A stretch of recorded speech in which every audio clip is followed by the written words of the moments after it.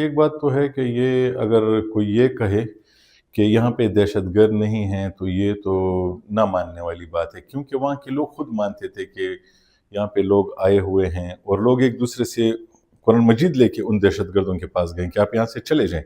وہ ویڈیوز بھی ہم نے دیکھی ہیں، وہ نہیں جا رہے تھے وہاں سے.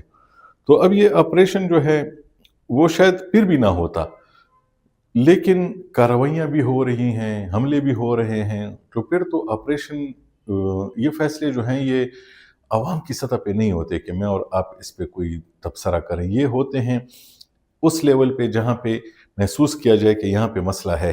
اب کوئی اس سے کسی کو نقصان ہوتا ہے، جیسے کہ وزیر اعلیٰ صاحب یہ سمجھتے ہیں کہ سیاسی طور پہ یہ مستقبل میں ان کی اور ان کی پارٹی کے خلاف استعمال ہوگا کہ آپ لوگ تو آپریشن نہیں مانتے تھے لیکن اپنے ضلع میں آپ آپریشن پہ خاموش رہے، اس لیے وہ بھی اس سے اپنے آپ کو الگ تلگ رکھنا چاہتے ہیں اور اس لیے اس کو اپنے خلاف سازش کہتے ہیں.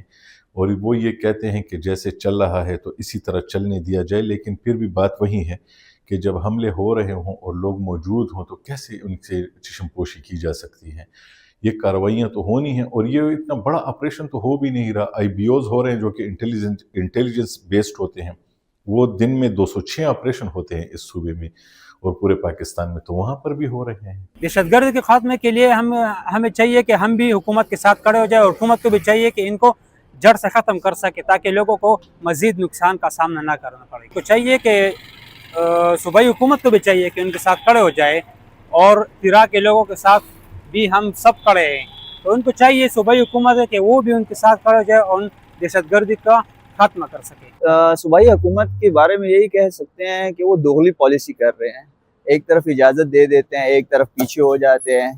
تو ان کے پاس اس کا کوئی وہ نہیں ہے نا، انہوں نے آخر لوگوں کو کیا دکھانا ہے، اس کو عوام کو جواب دینا ہے، کیونکہ عوام اس نے شروع سے کہا تھا کہ ہم آپریشن نہیں چاہتے، لیکن پھر ان کی مجبوری تھی، انہوں نے بول بھی دیا ہے. تو اب وہ عوام کو بھی خوش کر رہے ہیں، وہاں پہ بھی کر رہے ہیں، تو اس کی تو ہمیں بالکل سمجھ نہیں آ رہی. وہاں پہ وہ دہشت گردوں کا ساتھ دینے کی بات کرتے ہیں، یہاں پہ ان کو ختم کرنے کی بات کرتے ہیں. تو اس بات پہ تو ہمیں کوئی وہ نہیں سمجھ آ رہی کہ یار آخر یہ صوبائی حکومت چاہتی کیا ہے.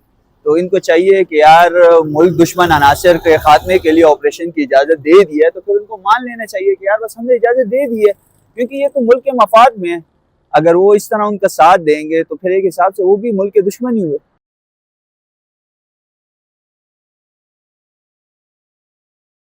On January 24, 2026, a terrible tragedy struck a small village of the Tangir Valley of Gilgit-Baltistan. The region had been hit by a very heavy snowstorm in the middle of the night. The weight of the thick snow became too much for a tall observation tower.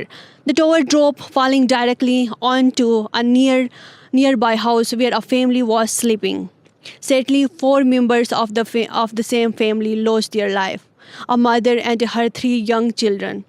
2 other people were injured but survived. Local police and scouts rushed to the scene to help digging through the snow and the remains in the freezing cold.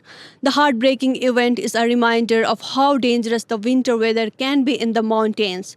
Our thoughts are with the families and the community during this very difficult time. Stay safe and keep warm.